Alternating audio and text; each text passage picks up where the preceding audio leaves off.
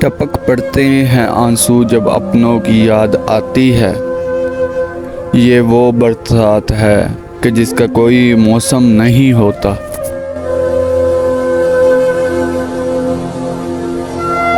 ہم نے روتی ہوئی آنکھوں کو ہنسایا ناصر، اس سے بہتر تو عبادت نہیں ہوتی ہم سے۔ آپ کی یادیں پہلے مجھے ہنساتی بہت تھیں، لیکن اب صرف رلاتی ہیں، بہت رلاتی ہیں۔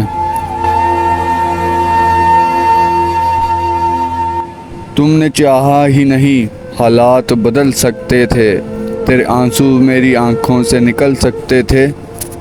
تم تو ٹھہرے رہے جھیل کے پانی کی طرح، دریا بنتے تو بہت دور نکل سکتے تھے۔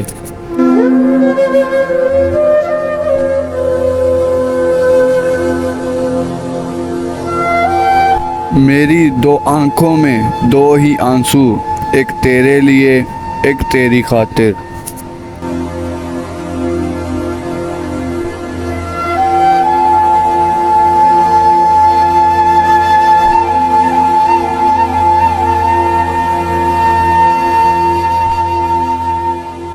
آنسو مسکراہٹ سے زیادہ اچھے ہوتے ہیں، جانتے ہو کیوں؟ کیونکہ مسکراہٹ سب کے لیے ہوتی ہے اور آنسو کسی خاص کے لیے۔